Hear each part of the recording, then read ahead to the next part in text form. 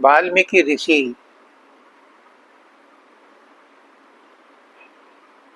का इतिहास आप जानते हैं। ये रत्नाकर डाकू थे और इन्हें गुरु मिले नारद जी और इन्हें डाकू से महर्षि बना दिया। ये है गुरु की महिमा। पुष्करनाथ जी कहते हैं कि मुझे शब्दानंद जी ने सत्संग दे दे करके कीड़े से भृंगी बना दिया। उन वाल्मीकि ने सतयुग में रामायण लिखी थी। राम पैदा हुए थे त्रेता में, उससे पहले ही उन्होंने रामायण लिख दी थी। क्यों?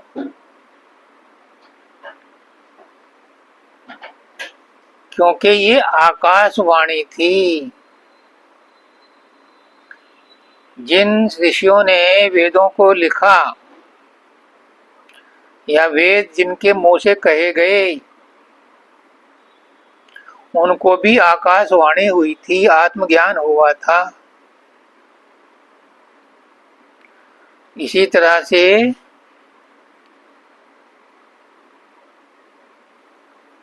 वाल्मीकि को भी आत्मज्ञान हुआ और उन्होंने रामायण लिख डाली। जबकि अभी रामचंद्र जी अगले युग में होंगे, वो कहानी पहले ही लिख डाली। इसको कहते हैं अंतर्यामी पना, यानी उनके अंदर में पहले से ही सब कुछ एडवांस में होने वाली घटना का विचार आ जाता है। आज दशहरा है, विजयदशमी है। विजयदशमी को कहते हैं कि असत्य पर सत्य की विजय हुई, इसीलिए विजयदशमी कहते हैं। लेकिन इसका भी जैसे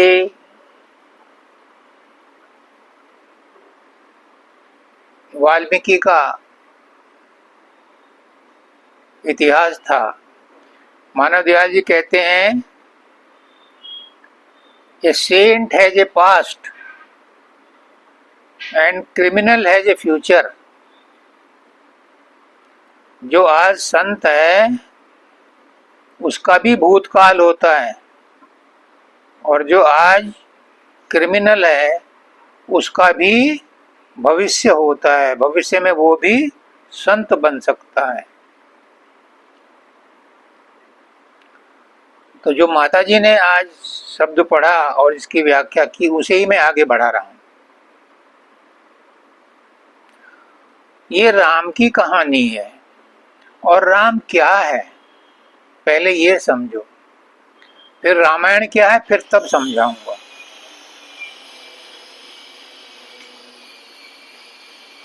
राम है जो सब में रमा रहता है। अगर सब में नहीं रमा हुआ तो वो राम नहीं है। जो सब में रमा रहता है वही रमता राम है।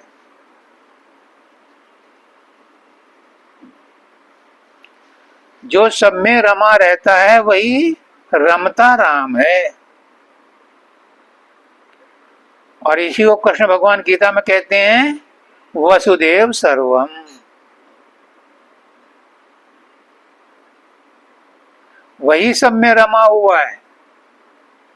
हमारी माँ कहती थी राम रामेति रामे नमे, राम नाम मारा नमे। राम जो है वो हर नाम में रमा रहता है, हर चीज में रमा रहता है। प्रकृति के कोने कोने में, रोम रोम में, कण कण में विराजमान है राम। वही राम है जो रमता राम है।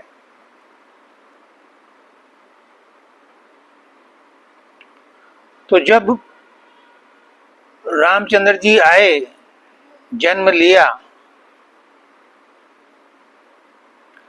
उससे पहले का भी इतिहास है। क्या? सुख मंगल की खानी, अयोध्या दशरथ की राजधानी। एक राजा थे अयोध्या में, अयोध्या कहते हैं अयोध्या, जहां पर युद्ध नहीं होता, जहां हमेशा शांति रहती है।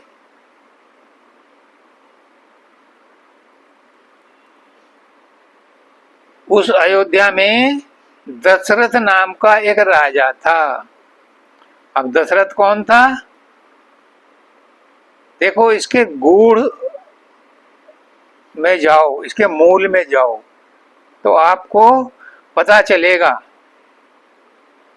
पहले से ही बता दूं कि रामायण कथा नहीं है, रामायण कथा नहीं है, ये योग की साधना है। और योग कहते हैं जब दो मिल जाते हैं, उसको योग कहते हैं। यूं तो जड़ और चेतन भी मिले हुए हैं, पर इनको योग नहीं कहते, क्योंकि इनका योग स्थायी नहीं है। जड़ चेतन का योग स्थायी नहीं है, ये संयोग है। और संयोग भी मात्र प्राकट्य के लिए है, ये योग नहीं है। योग कब होता है? जब एक ही तरह के दो चीजें मिलें, वो योग होता है। ये दोनों की, जड़ की और चेतन की, दोनों की वृत्तियां डिफरेंट हैं, अलग अलग हैं, इनका योग नहीं हो सकता। ये साथ रहते हैं बाय डिफॉल्ट, मजबूरी में। इनका योग नहीं हो सकता। योग किसका होता है? जो सिमिलर नेचर के हों। Flocks of a feather, birds of a feather flocks together, ऐसा ही है। एक तरह के पक्षी एक साथ ही रहते हैं। ऐसे ही योग उसका होता है जो सिमिलर गुणों के हों। जो विरोधी गुणों के हों उनका योग नहीं होता। तो जड़ और चेतन का भी योग नहीं है। योग होता है आत्मा और परमात्मा, क्योंकि ये दोनों एक ही गुणों वाले हैं। तो रामायण योग की पुस्तक है, योग का विधान है। कैसे योग का विधान है, ये अब इस शब्द में बताया गया। ये कथा नहीं है, लेकिन कथा भी समझो तो कथा के मर्म को समझो, तो उसके पीछे उसका रहस्य पता चल जाएगा। मानव दयाल जी कहते हैं कि उस अनकही बात को कहने के लिए कथा कहनी पड़ती है, क्योंकि उसके बिना कम्युनिकेशन कंप्लीट नहीं होता। इसलिए कथा भी कहनी पड़ती है, इसलिए विवरण भी देना पड़ता है, वरना मन वाणी की गम नहीं है वहां तक, उसका बयान नहीं कर सकती। उसका बयान तो वाणी को निर्वाणी होना पड़ता है, तब पता चलता है। ऐसी निर्वाणी नहीं हो जाता, वहां वाणी मन वाणी सब चुप हो जाते हैं। मन वाणी की गम नहीं तुझ तक, अगम अथा अपारा है, अलग अगम से अव्यक्त अनुपम, अगुण सगुण से न्यारा है। तू है कौन, कहां से आया, क्या जानो। उस तक किसी की पहुंच नहीं है, लेकिन कथा के माध्यम से उस अनकही बात को कह दिया जाता है। तो सुख मंगल की खानी, अयोध्या दशरथ की राजधानी। अयोध्या में उपद्रव नहीं होते थे, लड़ाई झगड़े नहीं होते थे, मारपीट नहीं होती थी, दुश्मनी नहीं होती थी, एक दूसरे से द्वेष नहीं होता था। तो जहां द्वेष नहीं होगा, दुश्मनी नहीं होगी, लड़ाई झगड़े नहीं होंगे, सुमति होगी, तो वहां क्या होगा? सुख ही सुख रहेगा। जहां सुमति तहां संपत्ति नाना, जहां कुमति वहां विपदा निदाना। तो राजधानी में, दशरथ की राजधानी में सुख संपत्ति का बाहुल्य था।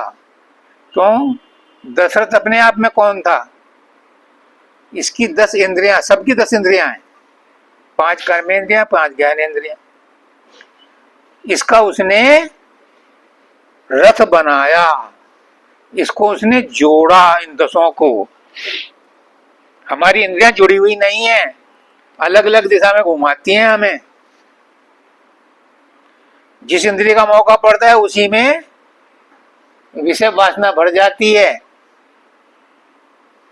लेकिन दशरथ की भी एक कमी थी, ये भी भोग विलास में ज्यादा लिप्त था। अगली लाइन में 10 इंद्रियों का रथ बनाया, दशरथ आप कहलाया। उन इंद्रियों पर चढ़ करके ये अपने आप को उनका कंट्रोलर समझता था। उन 10 इंद्रियों का रथ बना करके रथवान समझता था, अपने आप को उनका मालिक समझता था। लेकिन एक कमी थी, क्या? सतरज तम के 3 गुणन संग भोग विलास रचाया। जब इसके साथ 3 गुण मिल गए, सत रज तम, तो ये भोग विलास में लिप्त हो गया। उस रथ के कंट्रोलर का कंट्रोल खत्म हो गया, फिर ये भोग विलास में लिप्त हो गया। और भोग विलास में ऐसा लिप्त हुआ कि इसके संतान नहीं हुई। जब चौथी अवस्था आ गई, बुढ़ापा आ गया, तब इसे महसूस हुआ कि पुत्र नहीं हुआ, संतान नहीं हुई, तो श्राद्धों में श्राद्ध कौन करेगा, पिंड कौन देगा। अब जब चिंता हुई तो इसने गुरु वशिष्ठ को बुलाया। अब गुरु वशिष्ठ जो हैं वो हर चीज की इलाज हैं, क्योंकि वशिष्ठ है विशिष्ट, और गुरु तो वैसे ही विशिष्ट होता है। तो उन्होंने सुझाया कि महाराज कुछ दिनों ब्रह्मचर्य का पालन करो, गायत्री मंत्र का जाप करो, सावित्री को पैदा करो, यानी सूर्य को अपने अंदर पैदा करो, यानी प्रकाश को पैदा करो। जब प्रकाश पैदा होगा तो प्रकाश के अंदर मादा है, प्रकाश के अंदर रचना करने की शक्ति है। अगर प्रकाश ना आए धरती पे तो कुछ पैदा नहीं होगा, कुछ भी, कोई वनस्पति नहीं होगी। तो अपने अंदर प्रकाश पैदा करो। इनको बात जच गई, इन्होंने किया जैसा बस इसने कहा। फिर उधर इन्होंने अभ्यास किया। मैंने बोला ना, रामायण योग की पुस्तक है, योग का रिवाज है, योग की तरफ ले जाता है, योग का साधन है, पुस्तक भी नहीं साधन है। इन्होंने योग किया, अपने अंदर प्रकाश पैदा किया, गायत्री को पैदा किया।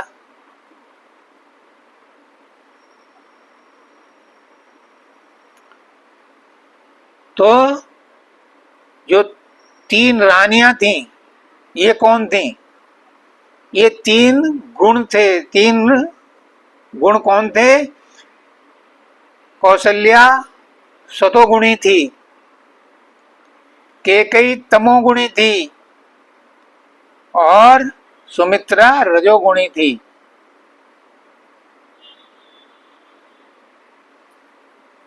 जब दशरथ ने अपने अंदर में योग किया तो वहां अग्नि प्रकट हो गई, और अग्नि ने इन्हें प्रसन्न होने के बाद खीर का कटोरा दिया, प्रसाद दे गई, वरदान दे गई। अब इन्होंने उन 3 रानियों को बांट दिया।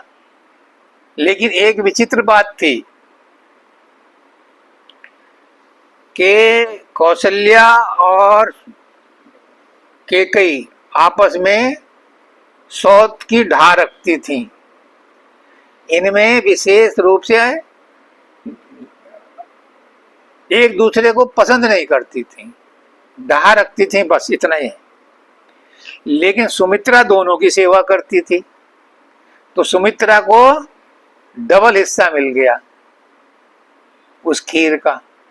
कुछ कैकेयी ने दिया क्योंकि उसकी भी सेवा करती थी, कुछ कौशल्या ने दिया, उसकी भी सेवा करती थी। तो कौशल्या के क्योंकि सतोगुणी थी, तो उसके घर में जो पुत्र पैदा हुआ, उसके गर्भ से जो पुत्र पैदा हुआ वो राम पैदा हुआ, वो सतोगुणी था। सतोगुणी से सतोगुणी निकलता है। कैकेयी से और तमोगुणी थी, तो उसके गर्भ से जो बच्चा निकला वो भरत था, वो तमोगुणी था।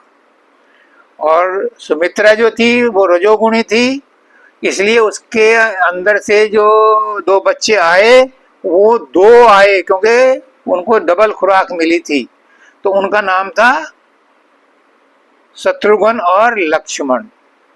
तो इनके यहाँ 4 पुत्र हुए। अगले उसमें कहते हैं दशरथ कुल में 4 पुत्र हुए, मन चित बुद्धि अहंकारा।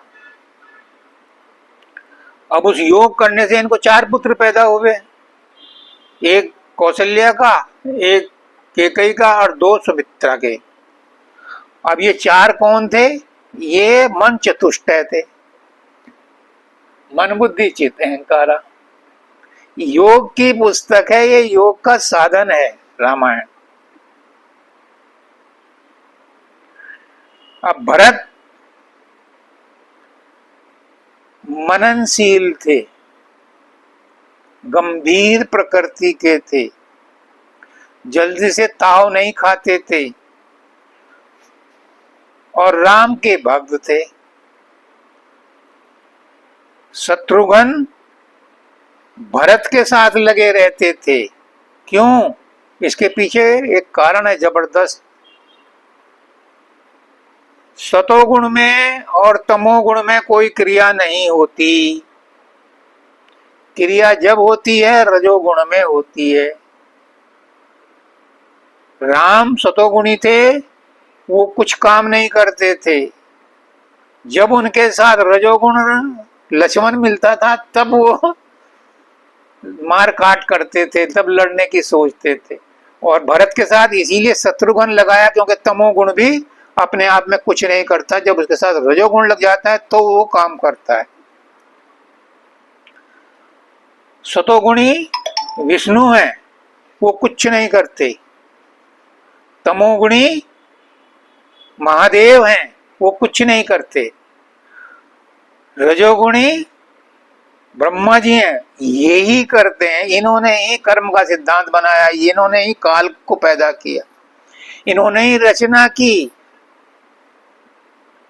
तो सारी रगड़ सगड़ जो होती है वो रजोगुण में होती है।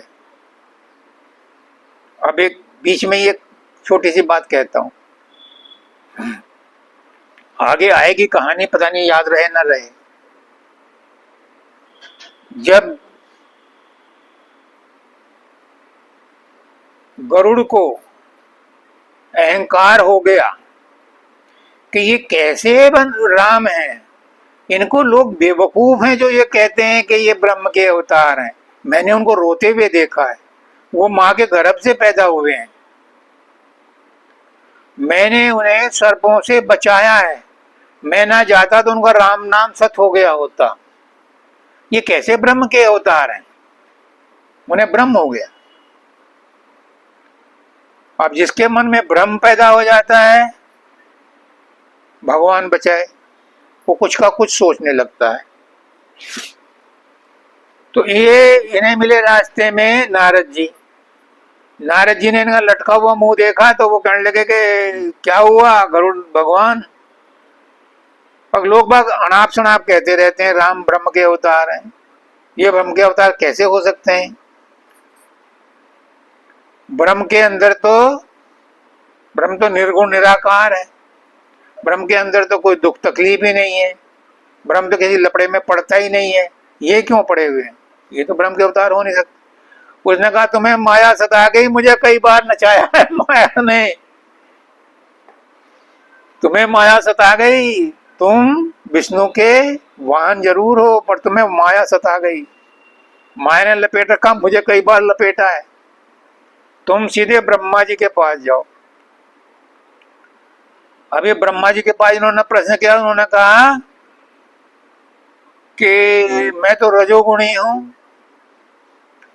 मैं रजोगुण में रह करके तुम्हें ज्ञान नहीं दे सकता, तुम ज्ञान चाहते हो और ज्ञान है शंकर के पास, तो तुम शंकर के पास जाओ। तो उसने पूछा, गरुड़ ने, क्या मैं तुम्हारी संतान नहीं हूं? तुम मेरी संतान थे, अब नहीं रहे, अब तुम ज्ञान की संतान बनने जा रहे हो, तुम ज्ञान चाहते हो, मैं ज्ञान नहीं दे सकता, मैं जो भी कहूंगा उससे तुम और उलझ जाओगे, तुम शंकर के पास जाओ। तो वो शंकर के पास गए। अब शंकर भगवान भी अपने आप में मस्त मौला थे, वो लपड़े में क्यों पड़े, उन्होंने जल्दी जल्दी अपना नंदी बैल तैयार किया और उस पर बैठ गए और रास्ते में मिल गए गरुड़ भगवान। तो उन्होंने कहा, गरुड़ तुम मुझसे मिलने आ रहे हो लेकिन मैं रास्ते में हूं, मैं तुम्हें ज्ञान नहीं दे सकता, ज्ञान तो ऐसी चीज है जो एक जगह रुक करके ठहर करके उपमा और दृश्य बना करके दिया जाता है।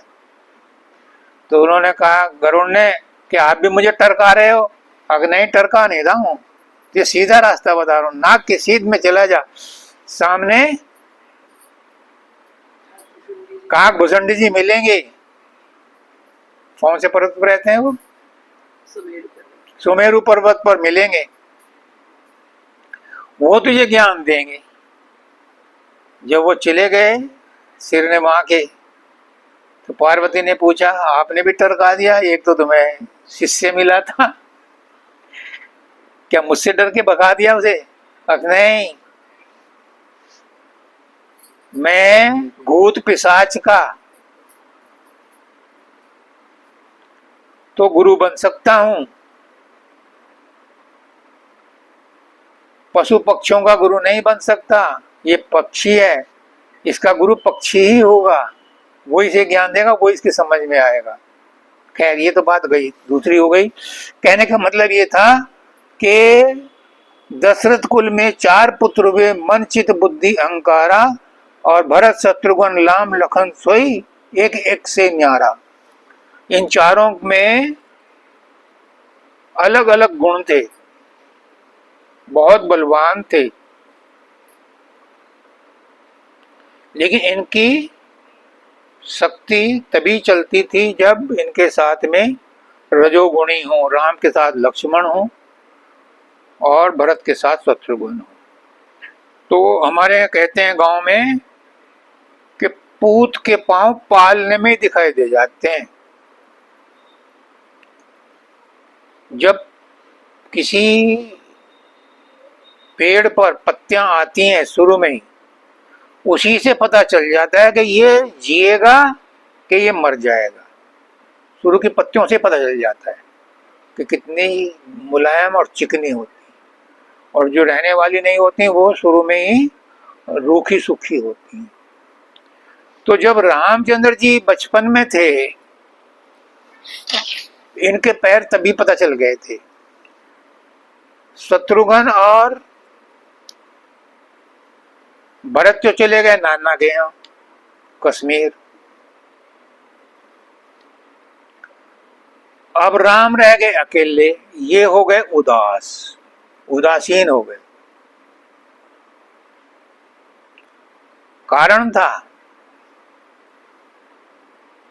कारण ये था कि सतोगुण अपने आप में नहीं ठहर सकता, सतोगुण के साथ में रजोगुण भी चाहिए, तमोगुण भी चाहिए, तो वो आराम से रहता है। अब तमोगुण चला गया, आधा रजोगुण चला गया, तो ये उदासीन हो गए। गुरु के पास गए, गुरु से बातचीत हुई, तो गुरु ने कहा तुम ब्रह्म के अवतारों में तुम्हारी बातों का जवाब नहीं दे सकता। गुरु भी हार मान गया। लेकिन इनकी उदासीनता बढ़ती गई तो क्या हुआ, ऊंट के पांव पाले में दिखाई देते हैं। यानी अगली तैयारी हो रही थी। क्या हुई अगली तैयारी, विश्वामित्र आ गए और इनकी उदासी दूर करने के लिए इन्हें अपने साथ वन में ले गए कि ले तेरी उदासी अब उतरेगी। मारना काटना साधन करना बाण चलाना उनकी विद्या सिखाना, इसमें इन्हें पारंगत कर दिया।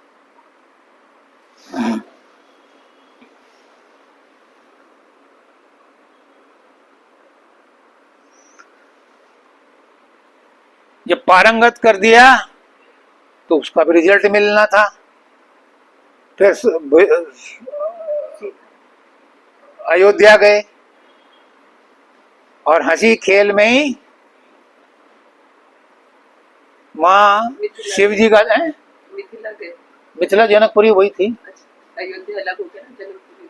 हाँ अलग, अयोध्या नहीं गए, वहां गए, जनकपुरी गए, मिथिला गए, वहीं पर तो वो मिली सीता जी। अच्छा मैंने गलत बोल दिया होगा। तो वहां गए तो बातों बातों में इन्होंने शिव का धनुष तोड़ दिया। अब शिव का धनुष क्या था, वही तमोगुण, तमोगुणी का जो अहंकार था वो धनुष तोड़ दिया। तो क्या मिला, इन्हें मिली सुषुम्ना नाड़ी।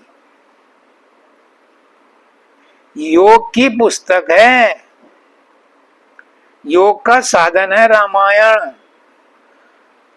समाधि ध्यान लगाना विश्वामित्र ने इन्हें सिखा दिया था। जब त्रिकुटी में पहुंचते हैं तो वो धनुषाकार होती है त्रिकुटी, उसमें कैसे उस धनुष को तोड़ेंगे ये विश्वामित्र ने सिखा दिया था। और राजा महाराजा उस धनुष पर जोर अजमाते रहे, वो हिला भी नहीं, और इन्होंने साधन लगाया और धनुष के खंड खंड हो गए, यानी साधन लगाते ही त्रिकुटी पार हो गई। तो इन्हें मिली सुषुम्ना नाड़ी, सीता। इसको लेकर के अयोध्या आए, बड़े खुश हुए।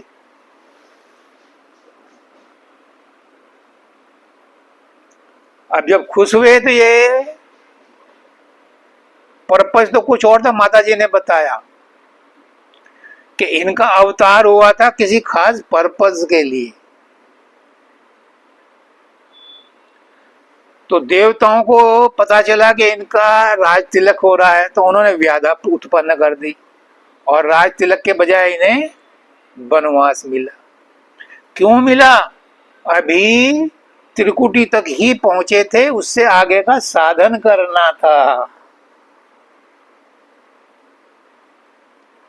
और ऋषियों मुनियों की मदद भी करनी थी और मदद लेनी थी उनसे। ब्रह्म के अवतार थे, दिखावा कर रहे थे, नाटक कर रहे थे, ऋषियों मुनियों को ज्ञान देना था, ज्ञान लेना भी था। जो देता है वो लेता है, और जो लेता है वो देता है। जो लेता ही लेता है, देता नहीं। भिखारी को कोई चीज देते हैं तो बदले में तुम कहोगे क्या देता है, वो आशीर्वाद देता है। तो जो लेता है वो देता भी है।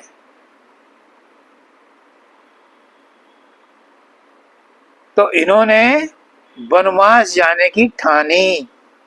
वन में गए, बने वनवासी। 10 इंद्रन से भय उदासी, राम लखन वनवासी। अब ये वन में चले गए। अब अवध शरीर पिंड का त्यागा, अवध को त्याग दिया, वो पिंड था। पंजाब में कहते हैं गांव को पिंड।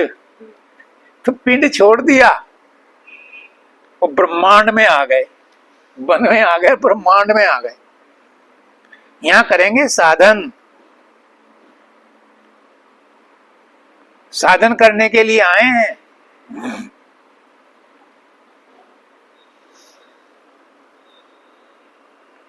अब तपसी बन गए, पहले गृहस्थी थे, अब तपसी बन गए वन में आके।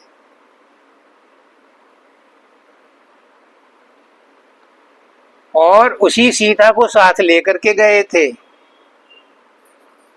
सुषुम्ना नाड़ी को ही साथ लेकर के गए थे, क्योंकि उसी के आगे चढ़ाई करनी है।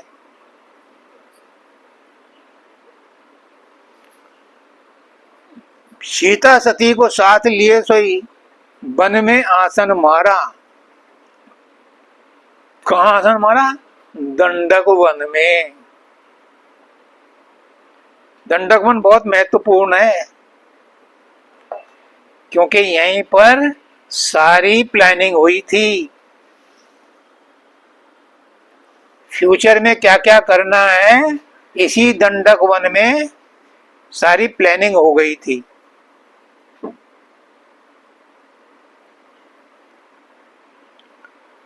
यहां पर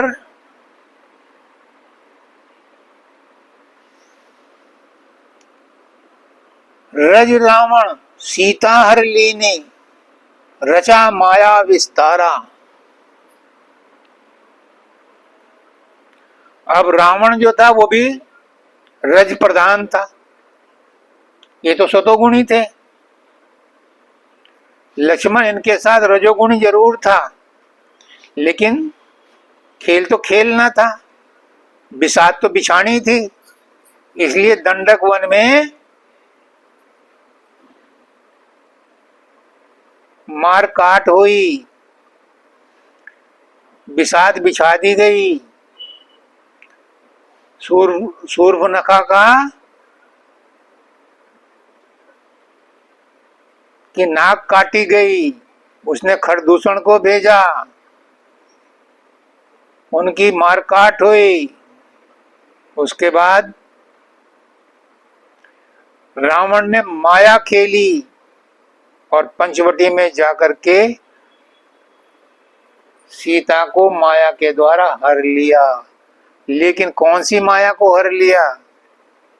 क्या रावण माया जानता था? राम नहीं जानते थे?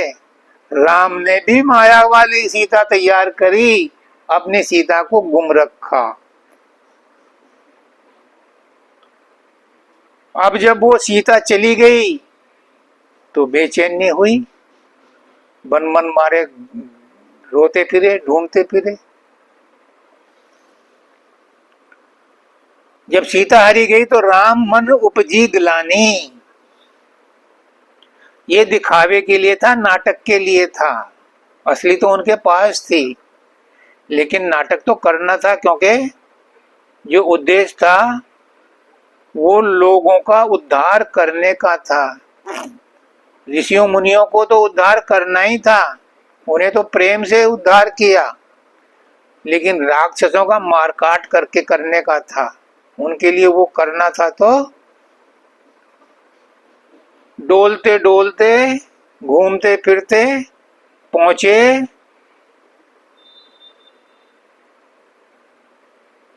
कहाँ? जहां इनकी भक्ति थी, भक्तनी थी। कौन? सबरी। सबरी से कहते हैं मेरी शांति छिन गई, मुझे भक्ति का उपाय बता। वो कहती है आप तो सर्वज्ञ हो,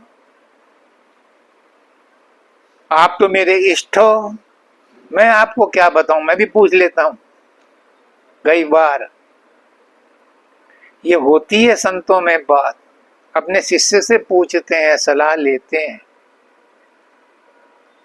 सब कुछ जानते हुए।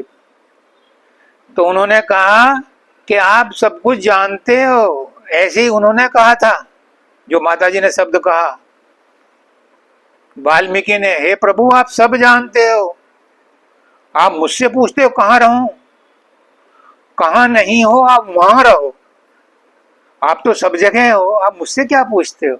लेकिन फिर भी अगर मुझसे पूछ रहे हो मेरा सम्मान करने के लिए, तो आप इन जगह रहो, ताकि वो लोग आपको पा करके मुक्त हो जाएं।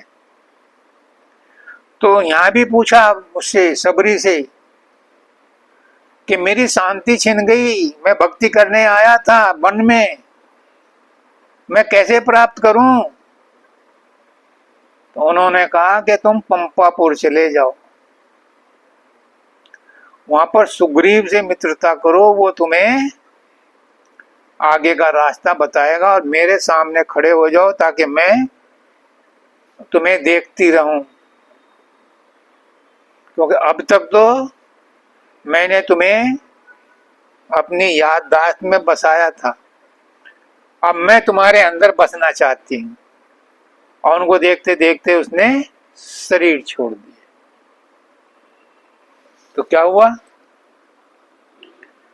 आगे बढ़े तो मान हना हनुमान बनावे लंक की ओर सिधारा,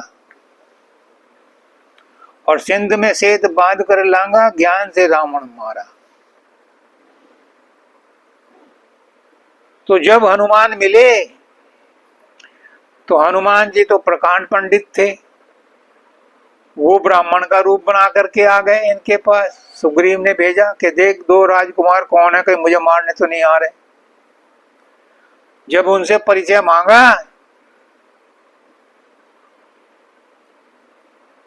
राजकुमारों का परिचय मांगा हनुमान ने, तो हनुमान तो नतमस्तक हो गए, वो तो बचपन से उन्हें चाह ही रहे थे मिलना, उनके लिए तो उनका जन्म ही हुआ था। तो हनुमान कहते हैं कि महाराज एक बात बताओ, मैं तो अज्ञानी हूं, मैं तो बंदर हूं, मैं आपको भूल गया तो भूल गया, पर आपने कैसे भुला दिया मुझे? अपना परिचय अब दिया, पहले क्यों नहीं चिताया? तो राम कहते हैं कि तू मुझसे अलग कब था? तू जिस रूप में यो याम, जो मुझे जिस तरह से चाहता है, जिस रूप में देखना चाहता है, मैं उसी रूप में प्रकट होता हूं। तुम मुझे इसी रूप में देखना चाहते थे तो मैं तुम्हारे सामने इसी रूप में प्रकट हुआ।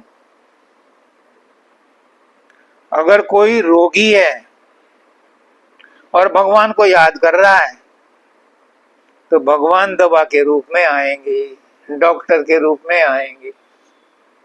कोई भूखा है तो भगवान उसके पास भोजन के रूप में आएंगे। कोई प्यासा है तो उसके पास पानी के रूप में आएंगे।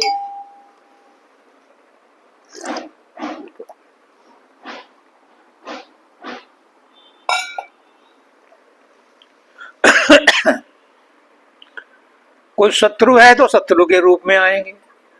जो जिस रूप में उसे पुकारेगा वो उसी रूप में आते हैं। हनुमान तूने मुझे इसी रूप में पुकारा तो मैं तेरे सामने इसी रूप में खड़ा हूं।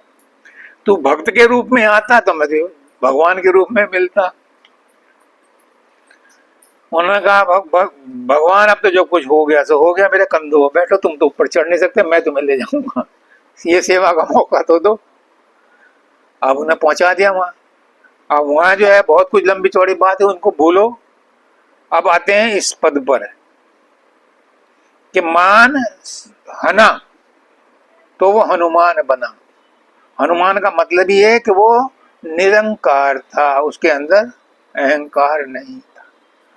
इसीलिए हनुमान को जो वरदान मिला किसी और को नहीं मिला। मुक्ति नहीं मांगी उसने, प्रेमा भक्ति मांगी, और उसी प्रेमा भक्ति में हनुमान अमर है। जहां राम का नाम लिया जाता है वहां हनुमान जरूर मिलेंगे। अगर राम का कहीं रामायण हो रही है तो हनुमान की मूर्ति वहां मिलेगी, रामलीला हो रही है तो वहां भी हनुमान की मूर्ति मिलेगी। ये उस आशीर्वाद का फल है कि जहां राम की कथा होगी वहां हनुमान मौजूद होगा। कृष्ण की गीता में कहीं नहीं है ऐसी कोई शर्त कि कृष्ण के साथ वो जरूर होगा, लेकिन राम के साथ हनुमान जरूर होगा। तो मान हना हनुमान बना। और हनुमान ने लंका में जाकर के पता करा कि सीता कहाँ है। जब सीता का पता लग गया तो उसे प्राप्त करने के लिए सेतु बनाया। सेतु बनाने का क्या पर्पज था? कौन सा ऐसा जीव था उस समय जो उस समय वहां महान आत्माएं थीं, वो समुद्र को पार करके उनके शक्ति से नहीं जा सकते थे। जब भरत के सींग के बाण से, बिना फर का बाण था, और हनुमान जी जब पर्वत ले जा रहे थे तो उनको मार दिया।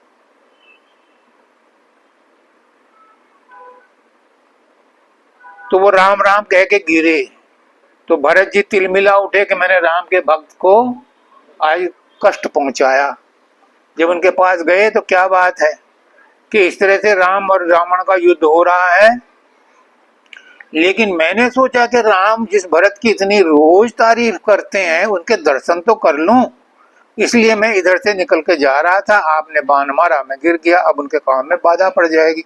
उसने कहा मेरे बाण पर बैठ, मैं तुझे अभी पहुंचाता हूं। तो क्या भरत के बाण से हनुमान जी जा सकते थे तो औरों के बाण कम थे कि वो उनको वहां पहुंचाते? सबको पहुंचाया जा सकता था, लेकिन क्यों सेतु बांधा गया? ये योग की पुस्तक है, योग का साधन है।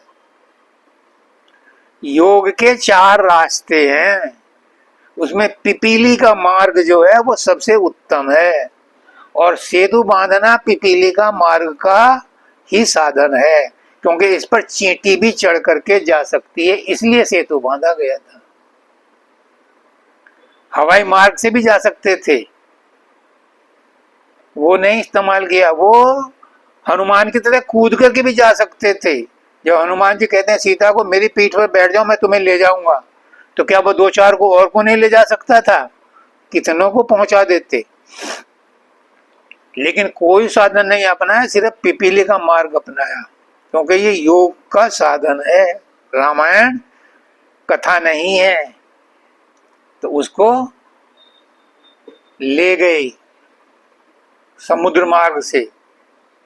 ये पिपीली का मार्ग कहलाते हैं, चींटी का मार्ग। मन बना विहंगम मीन मकर, मटकर बनकर कूदा अंदर, चींटी की चाल चला घट में, तब कह उठा अगम उदासी है। जब चींटी की चाल में चढ़ता है मन और सूरत ऊपर, तब वो अपनी मंजिल पर पहुंचता है।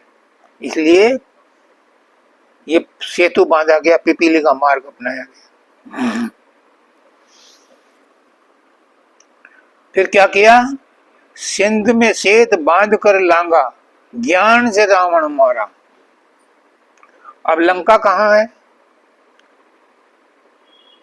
लंका भी त्रिकूट पर है, पर्वत पर है। और वो त्रिकुटी कहाँ है? त्रिकूट कहाँ है? वही है हमारी त्रिकुटी। ये है त्रिकुटी। यहाँ रावण रहता है, यहाँ ब्रह्मांडी मन रहता है। रावण कौन था? ब्रह्मांडी मन था। सारे ब्रह्मांड के देवी देवता उसके नौकर थे, यानी ब्रह्मांडी मन के सब बस में थे। तो उसके बस में थे सब। उसको मारा, कैसे मारा? ऐसे नहीं मारा, उस पर विजय प्राप्त की। आज विजयदशमी इसीलिए मनाई जाती है, उस पर विजय प्राप्त की। जो रामलीला में दिखाते हैं मारा, उसकी आत्मा कहाँ गई? रावण के पहले भी रहा है और राम के पहले भी रहा है, तो राम में मिल गई, आत्मा आत्मा में मिल गई। रावण की आत्मा राम में मिल गई। यानी इस त्रिकुटी को पार करने के बाद उनकी साधना पूरी हो गई। लाया सीता महारानी। फिर सीता को अपनी शांति को वापस लाया। लेकिन बीच में एक लाइन दे दी इन्होंने, ये भी सुन लो, बानर रीछ असुर दल साजा।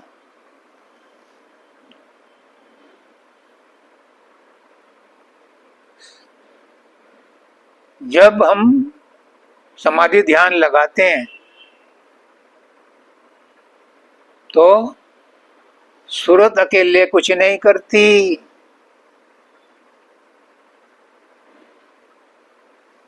बाबा फकीर कहते हैं शारीरिक बोध भान छोड़ो, मानसिक बोध भान छोड़ो, आत्मिक बोध भान छोड़ो, तब आगे का रास्ता मिलेगा। तो राम ने क्या किया? राम ने बानर, रीछ और राक्षस इनकी सेना बनाई। शारीरिक बोध भान छोड़ो, मानसिक बोध भान छोड़ो, आत्मिक बोध भान छोड़ो। और राम ने क्या किया? रीछ, बानर और असुरों को साथ लेकर के सेना बनाई। ये क्या है? ये तीनों सतरज तम है। वानर रजोगुणी है, रीछ तमोगुणी है, और राक्षस जिसको मिलाया था साथ में वो विभीषण, वो सतोगुणी था। सतोगुणी में अज्ञान था लेकिन सतोगुणी था। इन तीनों को मिलाया तो उनकी स्ट्रेंथ बढ़ गई, उनका बल बढ़ गया, उनकी शक्ति बढ़ गई। जब सतरज तम को हम छोड़ देते हैं या इस पर हम विजय प्राप्त कर लेते हैं तो हमारी सूरत की शक्ति बढ़ जाती है और फिर वो त्रिकुटी को पार करके कहाँ पहुंचती है? शून्य में पहुंचती है। तो यहाँ त्रिकुटीगढ़ लंका जीता और इसकी निशानी बताई उन्होंने। जब उन्होंने इस त्रिकुटी को जीता तो क्या किया? मैं भी कहता हूं कि जब त्रिकुटी में जाओगे तो वहां बादल की गर्जना, ओंकार का शब्द सुनाई देगा, तो समझ लेना आप त्रिकुटीगढ़ में पहुंच गए हो।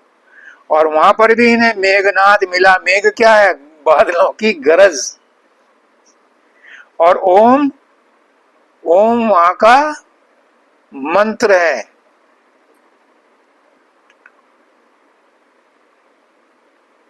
इसके द्वारा उन्होंने, इस वाणी के द्वारा उन्होंने, ओम की वाणी के द्वारा, गर्जना की वाणी के द्वारा उस त्रिकुटी पर विजय प्राप्त की। तब जीत से अति सुख मानी। फिर वो जीत गए तो त्रिकुटी को छोड़ करके शून्य में पहुंच गए। अब इन्होंने आगे नहीं दिया, अगला मैं बाद में बताऊंगा। बाबा फकीर कहते हैं कि शांति मिल गई, आत्म पद में पहुंच गई। रामायण साधना का योग का साधन है। रामायण पुस्तक नहीं है, ग्रंथ नहीं है। जब हमारी सूरत शून्य में पहुंच गई तो बाबा फकीर क्या कहते हैं? वहां पर भी शांति नहीं मिली, आत्म पद में पहुंच गई। आकर के क्या किया? यहां तो विजयदशमी मनाई। किसने मनाई? फॉलोअर्स ने मनाई, उनकी जनता ने मनाई। राम ने मनाई कि नहीं मनाई मुझे नहीं पता, मैं था नहीं उस समय, हूंगा तो मुझे याद नहीं, हूंगा भी जरूर, नहीं तो ये बात कहां से याद आती।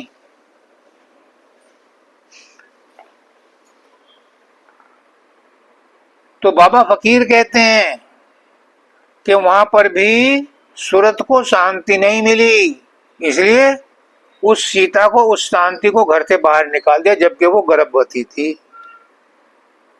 फिर वाल्मीकि के पास भेज दिया।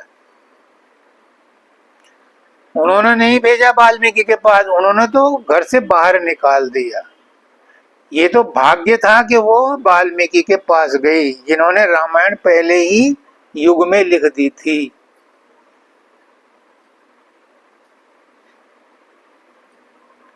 क्यों? इससे ऊपर की अवस्था में जाना था, महाशून्य की अवस्था में जाना था।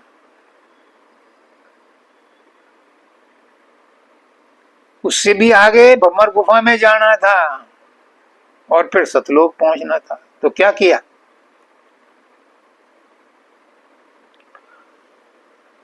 जब सीता के 2 बच्चे हुए तो चूंकि वो रामायण उनकी लिखी हुई थी तो उन्होंने उनको कंठस्थ करा दी, तो वो गाते फिरते थे, तो वो अयोध्या भी आए।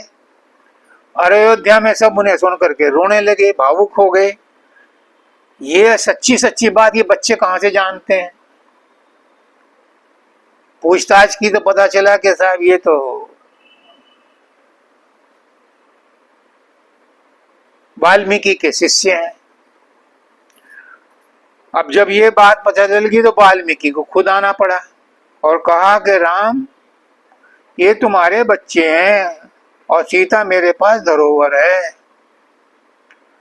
तो राम ने कहा कि मेरे सामने आकर के वो अपना निर्दोषपना और अपना सच्चाई बयान करे तो मैं उसे स्वीकार कर लूंगा। राम पुरुषोत्तम थे, हिमवान। महादेव के पास गए तो महादेव ने कहा तुम पार्वती को साथ लेकर मत आया करो। तो पार्वती ने पूछा क्यों? क्योंकि मैं प्रकृति से अलग रह करके प्रकृति का संहार करता हूं, तो मैं प्रकृति के साथ नहीं रह सकता। तो गिरिजा ने पूछा पार्वती ने कि आपने जो अभी बात कही है, बहुत अच्छी बात कही है, क्या ये प्रकृति में नहीं कही, प्रकृति से अलग होकर के कही है? क्या आप यहाँ कैलाश पर्वत पर रह रहे हो, यहाँ प्रकृति नहीं है? किससे अलग होकर के रह रहे हो? तो किस सीता से तुमने जो है दोष लगा करके उसे बाहर निकाल दिया?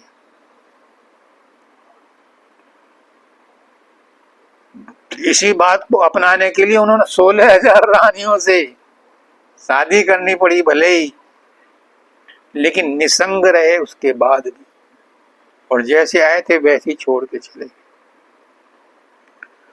तो कहने का मतलब ये है कि उस प्रकृति से जिससे डर करके पुरुषोत्तम कहलाने के लिए प्रकृति से डर करके उन्होंने गर्भवती सीता को बाहर निकाला, वो जब अपनी शपथ लेने के लिए उनके दरबार में आई तो उन्होंने 3 बार ये कहा, मैंने जन्म भर राम के अलावा किसी को पति ना माना हो तो पृथ्वी फट जा। 3 बार कहा उन्होंने और पृथ्वी फट गई और वो उसके पृथ्वी के सिंहासन पर बैठ करके पृथ्वी लोक को चले गई। अब राम की जो है अवस्था खराब हो गई। वो कहने लगा कि ये सच्ची थी तो फिर मुझे क्यों नहीं मिली, फिर कहाँ मिलेगी? महाशून्य में कुछ नहीं मिलता किसी को, अपना ही पता नहीं मिलता, ढूंढते रहो, गुरु निकाल के ले जाता है वहां से। रामायण योग की पुस्तक नहीं, योग का साधन है, पुस्तक नहीं है। वो महाशून्य में पहुंच गए,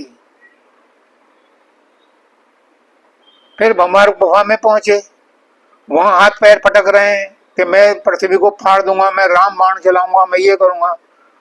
महादेव आए, ये तेरा एरिया ऑपरेशन ही नहीं है, ये तेरा काम ही नहीं है, तो इसमें दखल दे ही नहीं सकता, ये काम तो मेरा है, संहार करना तो मेरा काम है, तू कैसे पृथ्वी का संहार कर देगा? ब्रह्मा जी आए, जिसे तुम ढूंढ रहे हो वो सतलोक में बैठी तुम्हारा इंतजार कर रही है, तुम सतलोक जाओ, वहां मिलेगी, ऐसे नहीं मिलेगी अब दोबारा से तुम्हें। यहाँ ये ड्रामा बंद करो, याद करो अपने वचन को, तुम किस लिए आए थे यहाँ, तुम्हारा काम पूरा हो गया, तुम अपना काम अपने वहां चलो। तुम्हारी साधना पूरी हो गई, तुम अपने देश को वापस चलो।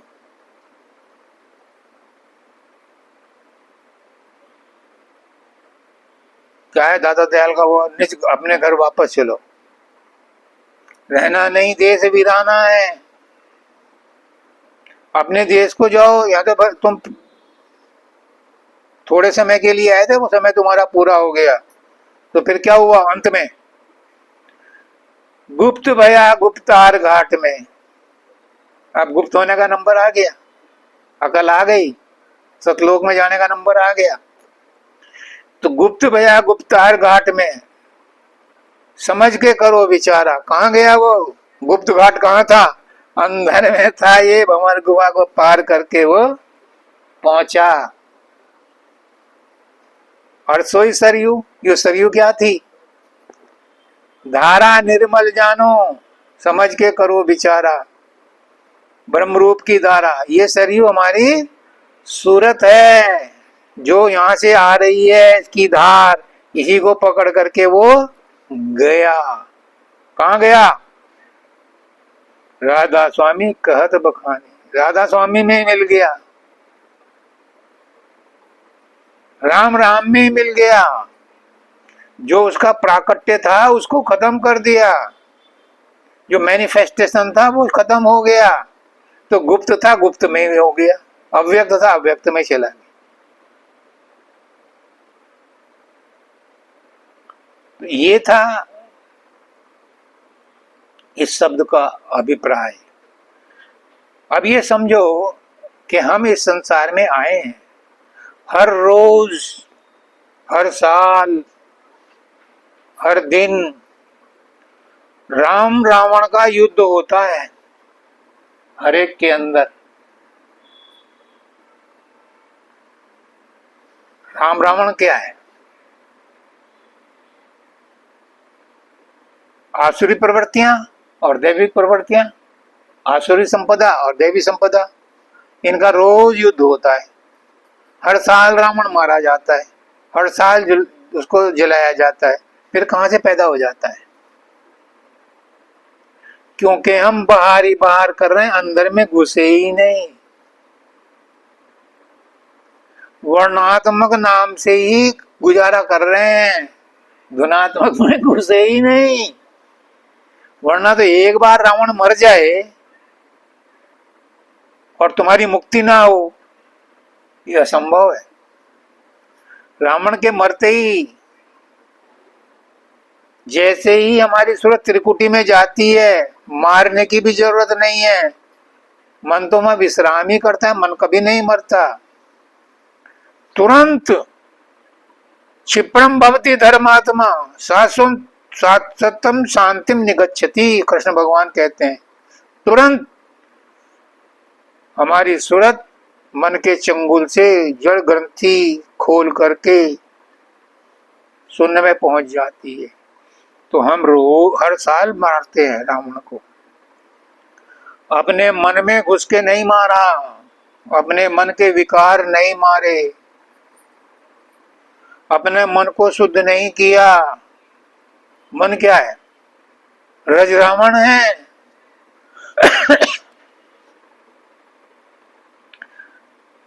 बाहर में तो ड्रामा किया, अंदर में मन में नहीं घुसे। जब मन में ही नहीं घुसे तो मन से परे कैसे जाएंगे? लेकिन एक बात आज और कह सुन लो, विजयदशमी है। आजकल शॉर्टकट फार्मूले बहुत निकलते हैं। पहले हजारों हजारों साल, दसों हजार साल तपस्या करते थे, क्योंकि आयु लंबी होती थी, स्वास्थ्य भी अच्छा होता था। आजकल उतनी हिम्मत नहीं है, उतना ज्ञान नहीं है, उतनी समझ नहीं है, और वो वातावरण भी नहीं है।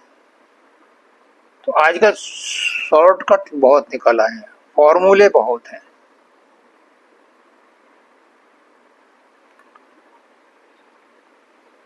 और एक से एक बढ़िया फॉर्मूला है। तो जब आज के जमाने में हम लंबी चौड़ी भक्ति, पूजा, साधन, अभ्यास इस वर्तमान व्यवस्था में नहीं कर सकते, तो बाबा फकीर कहते हैं मुक्ति का सटीक साधन कि मन में मुक्ति की चाह तो पैदा कर सकते हो, इसमें कौन सा पैसा खर्च होता है।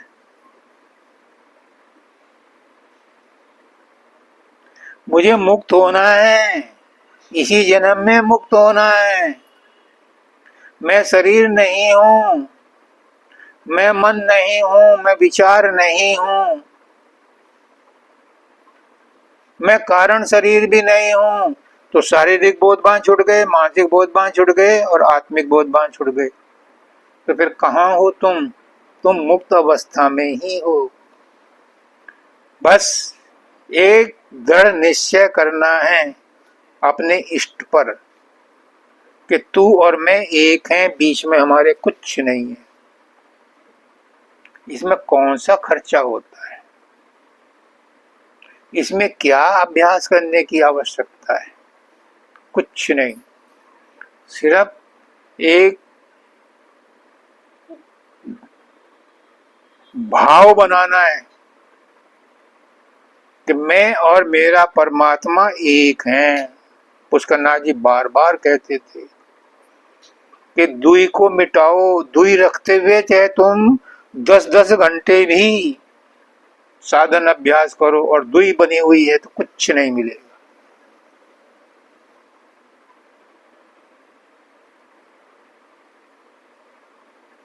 आन उपासक कृतघन, आन उपासना करते हैं, उसे दुई मान करके उपासना करते हैं। शॉर्टकट है कि तू और मैं दो है ही नहीं। अगर विचार आ रहे हैं तो तेरे ही भेजे हुए आ रहे हैं और तेरे ही पास जा रहे हैं, मैं बीच में कौन हूं? मैं क्यों विचारों से खेलूं? तू और मैं एक है तो मैं तो तेरे ही साथ हूं। तो वो साथ में रहता है वही है।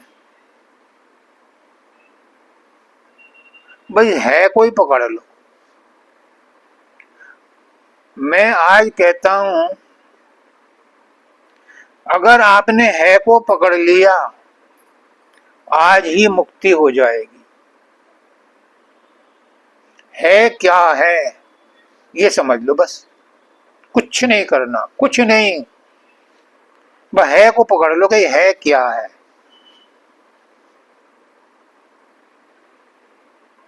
और वो है तुम हो। हूं कहना छोड़ दो, है कहना शुरू करो। है है है। कौन है? जो सदा से है वही है, जो सदा रहेगा वही है।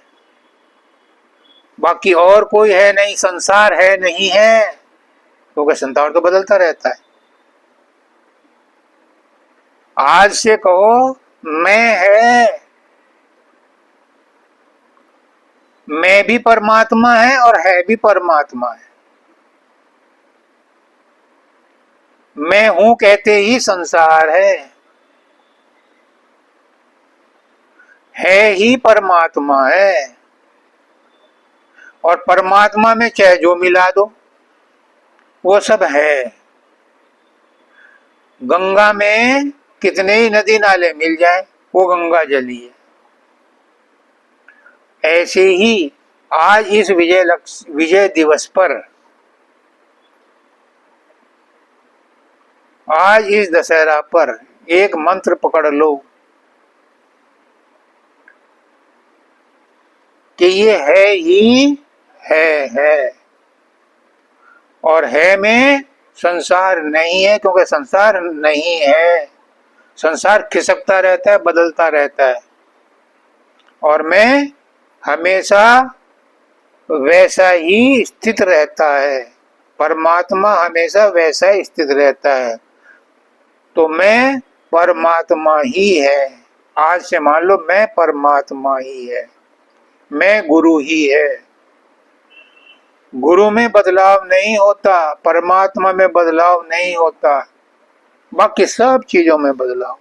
तो है में परमात्मा है ही परमात्मा है।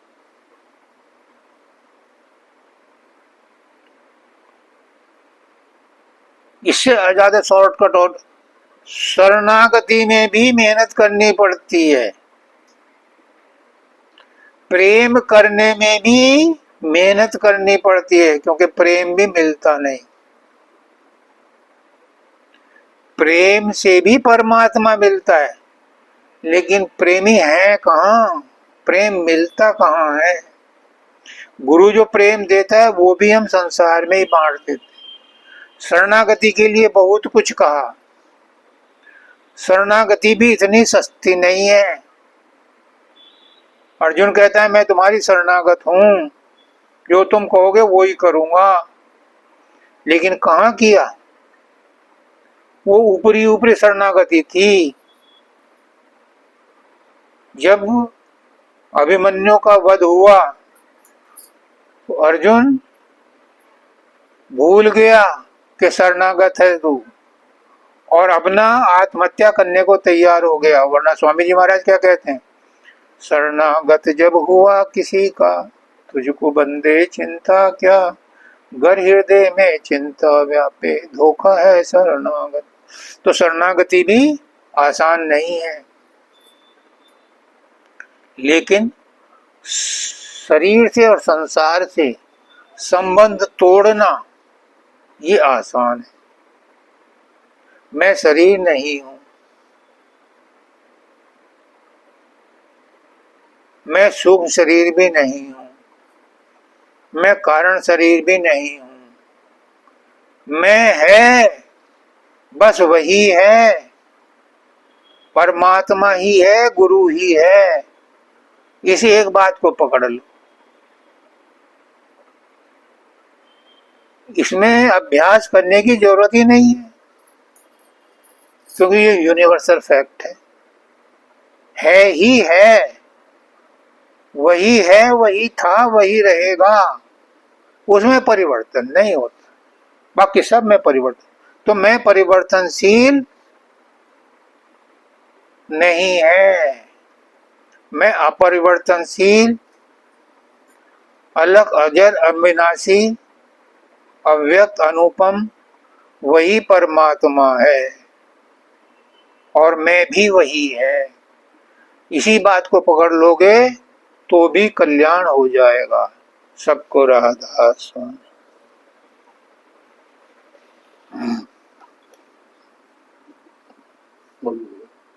चरण शरण की वंदना, नित्य को लियो रे नाकाम, गुरु बसोचित गाए मेरे, बख्श दो निज नाम। तेरी शरणागत हुआ, अब किसकी राखूं आस, आस तो तेरी दया की, जग से रहूं उदास। नाम गाऊं तेरा दामन, आटो याम तेरा सुमिरन तेरा नंदन। शीश पर माले तक लिया चरण लगाए, पतित पापी तरेगा दया शरण तेरी, भूल की नहीं मन में हरती जारी राम स्वामी दया से